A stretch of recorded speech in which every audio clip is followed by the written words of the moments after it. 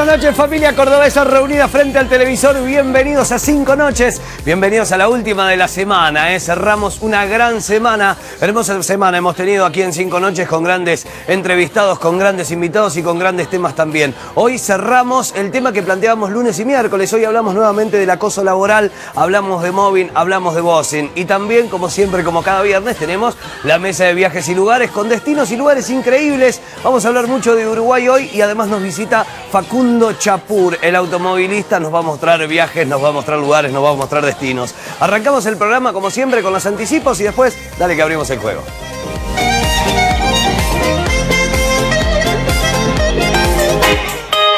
Quédate para ver 5 noches. Y acoso laboral. En 5 noches, viajes y lugares, nos visita Facundo Chapur para contarnos sus destinos favoritos. Todo sobre los vuelos de aerolíneas argentinas y visitamos Uruguay, el destino favorito de los argentinos. Esto es 5 noches, en vivo por Canal 10.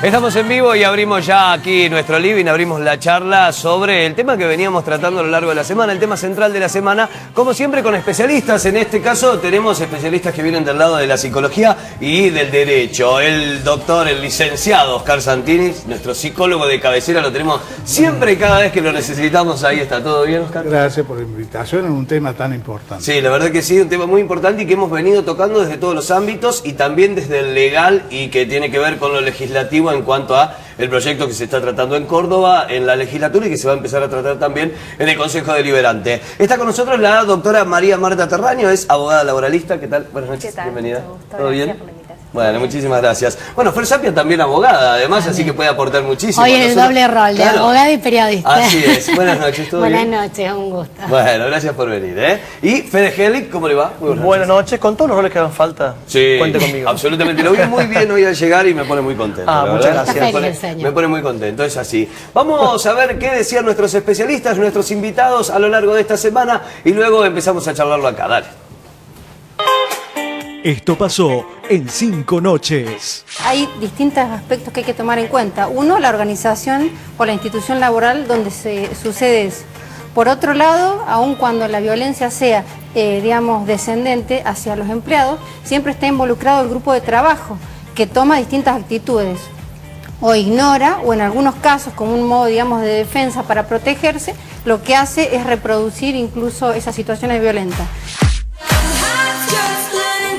Algunas de las opiniones que iban pasando en nuestro programa. Vamos a ver el informe central de esta noche y ya nos ponemos a charlar aquí con nuestros especialistas. Dale. El mobbing o acoso laboral es una violencia que se ejerce psicológicamente, donde se ataca la autoestima de la persona hasta su desempeño. Lo que más se ve son casos de mobbing vertical ejercido por jefes a empleados, también llamado bossing. Vamos a partir de la base de que de repente tu jefe o tus compañeros no te dejan expresarte. Tú quieres dar tu opinión, pero te interrumpen, te ignoran cuando hablas, se ponen a hablar entre ellos, no te quieren escuchar. Este ninguneo ya formaría parte de lo que es el acoso laboral. El mobbing laboral es una forma de acoso moral, es una de las principales temáticas actuales del trabajo. En realidad el acoso laboral existió siempre, esto es algo viejísimo, pero recién ahora tiene un reconocimiento legislativo. De hecho, hay leyes contra la discriminación y se ha aceptado jurisprudencialmente el acoso, ¿no? No hay empresas que hagan mobbing, son personas las que hacen mobbing y por tanto la empresa lo que tiene es una responsabilidad de velar para que no haya ningún trabajador o directivo o jefe que practique el acoso contra otro. Y esto requiere de la implementación de protocolos anti-mobbing, protocolos que significan un procedimiento de actuación ex ante, es decir, que existe antes de la denuncia o queja y que nos van a permitir en cada empresa que los trabajadores vean reconocido su derecho a no ser maltratados. ¿Qué efectos psicológicos y profesionales tiene el acoso laboral y el abuso de poder en la salud de un trabajador? ¿Se puede evitar estos tipos de acosos laborales? Y también estaría bueno preguntarse qué hay detrás, si es que existe una causa, si es que hay cierta constante que se pueda ver e identificar dentro de los parámetros y de lo que ocurre en cualquier lugar de trabajo. ¿Existe alguna causa o alguna razón que identifique esto, digo, el abuso de poder o a partir de qué se puede empezar a identificar? Sí, el tema en el ámbito laboral se juegan muchas situaciones y a veces hay unas relaciones de poder que se establecen allí, jerarquías, alianzas, alianzas de poder. Entonces, esto a veces, digamos, incluso cuando hay cambios en situaciones económicas, en lo laboral se manifiesta esta tensión. Claro. ¿No es cierto? De crisis, tal vez. De crisis que empiezan a desregularse los derechos, claro, como empiezan a caer algunos derechos, desconocerse derechos, incluso el trabajo como derecho humano. Claro. Entonces, el problema es, yo puedo hacer un aporte desde lo clínico, o sea, muchas personas que están con situaciones laborales muy críticas, donde empiezan a tener problemas personales, problemas en sus vínculos familiares, en sus grupos, claro, en sus cuerpos, porque a veces terminan que no pueden expresar lo que le pasa, no están con la posibilidad de tramitar lo que le está pasando, la tensión que hay circulando, entonces se genera una carga allí que no está tramitada, donde pueden correr también problemas con sus cuerpos. Claro. O sea, hay... puede haber somatización. Claro, eso, en cuanto a psicosomatizar. Claro, a veces nosotros tenemos que certificar cambio de espacio laboral, revisar alguna gestión, ver que gestionen, claro, la posibilidad de que gestionen derechos, porque si no, ese tema a veces porque no les reconocen jerarquía, no les reconocen concurso, antecedentes, lo discriminan porque trabaja, lo discriminan porque sabe, hay el concepto de discriminación acá, es tremendo. Y todo el tema de relaciones de poder y jerarquías. Claro, también es algo que me parece muy común, que es algo que se arrastra. Yo lo relacionaba mucho con el bullying en los colegios. Digo, y es una situación que a lo largo del tiempo también se puede ir arrastrando, ¿no? O sea que hay muchas probabilidades que una persona que ejerza bullying en un colegio, en un curso, el día de mañana lo siga haciendo en un trabajo, en una relación de poder, en una relación exactamente, laboral. Porque a veces toda esa digamos, manifestación de relaciones de poder en base a la discriminación del otro, a no reconocer sus derechos, claro, sus características, sus particularidades, se hacen agrupamientos para discriminar negativamente a esa persona y cargarle con todo. Claro. O que no anda el trabajo, o que porque viene, porque no viene, porque trabaja. Entonces empieza a darse como agrupamientos, que hay aportes que vienen prácticamente de animales inferiores, claro, que utilizan el mismo, inferiores al hombre. Sí, sí. Que no sabemos cuánto. De allí viene uno de los conceptos de esto de que hay animales que se agrupan para rodear, claro, a uno por una característica, a un rival también, ¿no? Y en cuanto al derecho, una persona que o se fue, o fue expulsada, o renunció a un trabajo, ¿ante qué se está enfrentando al momento de tener que salir a defender sus derechos? No solo en la cuestión laboral o del convenio colectivo de trabajo y demás, sino cómo se lleva adelante un reclamo por acoso laboral cuando todavía no hay leyes que lo avalen. Bueno, en realidad hay leyes, o sea, no hay una ley nacional, tampoco no hay una ley provincial en la provincia de Córdoba que nomine a la, claro, violencia laboral y que la conceptualice. Pero estamos hablando de vulneración de derechos humanos fundamentales, ¿no? Entonces, se viola en principio la Constitución Nacional y un montón y un abanico muy grande de tratados internacionales donde ponen en el centro del ordenamiento jurídico a la persona, trabajador o trabajadora, ¿no? Que es lo que hay que proteger en una relación de trabajo.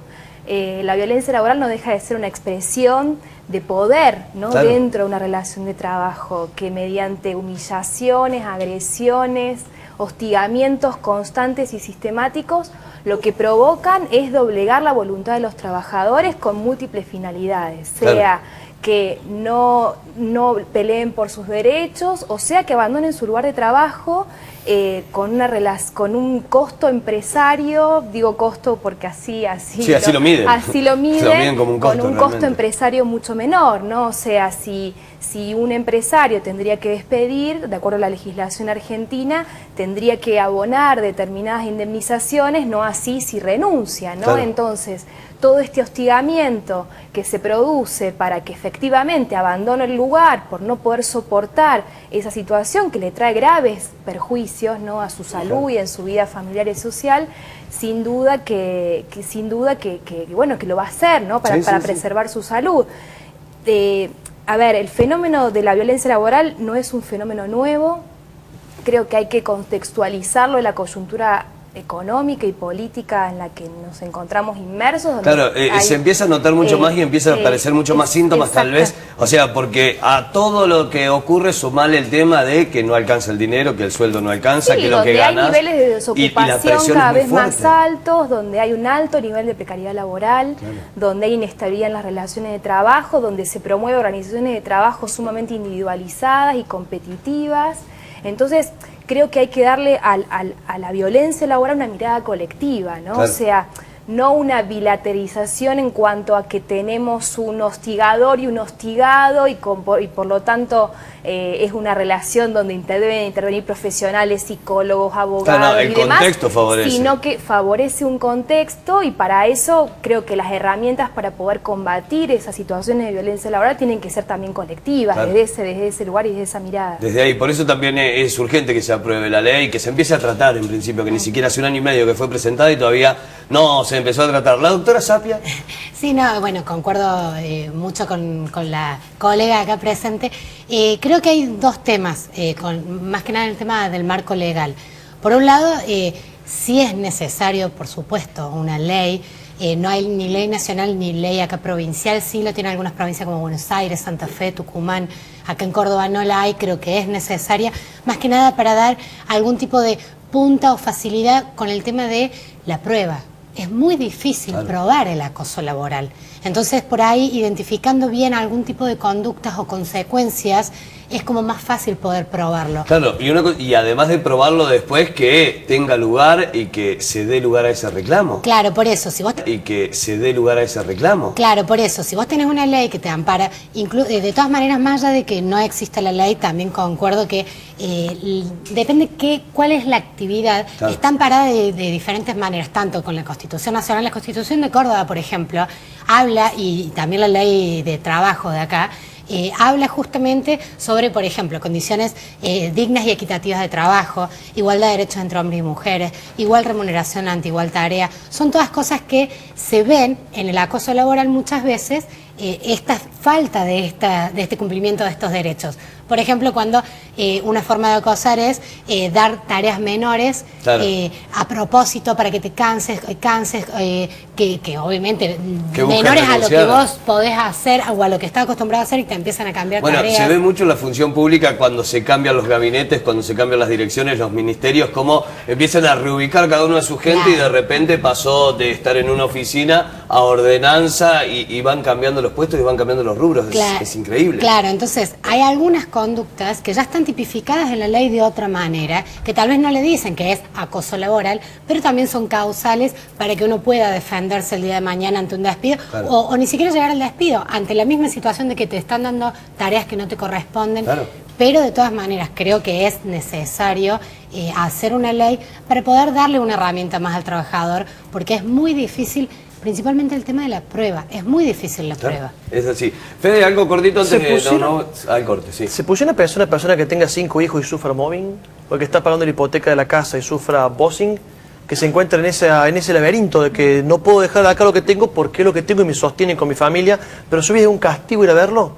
Si no tengo pruebas, si no tengo una ley que me ampare, si no tengo indemnizaciones, y encima está mal visto en el ambiente aquel que pide carpeta, está mal visto que se fue haciendo juicio, guarda con ese que se fue haciendo juicio. El conflictivo. Y te Es muy marcan con marcado, el dedo, muy marcado. aquel hizo un bardo en tal lado y se fue mal de aquel lado y se fue mal de todos lados, y se fue mal de todos lados porque es él. Cuando también hay una presión laboral que solamente deberá ser legislada y también probada, como creo que todos concordamos. Sí. Ya hablaremos de generaciones X, generaciones Y y la gente que impone sus condiciones. Pero hay personas que a lo mejor no cuentan con esas herramientas, sean intelectuales o materiales o cercanas con algún gremio que lo puedan parar, y hoy sin duda es la cabeza de toda la víctima de este embrollo. Así es, vamos a hacer el primer corte de la noche. En el próximo vamos a plantear algunas situaciones también, como para empezar a identificar qué es lo que está pasando, porque lo puedes identificar que esté pasando en tu trabajo también, o que le esté pasando a un compañero, a un amigo, a tu pareja o a quien sea. Primer corte de la noche, cuando volvemos tocarán las ninfas en vivo acá, gran noche de viernes en 5 noches con la mesa de viajes y lugares. Ya volvemos. Love is on light with a cross in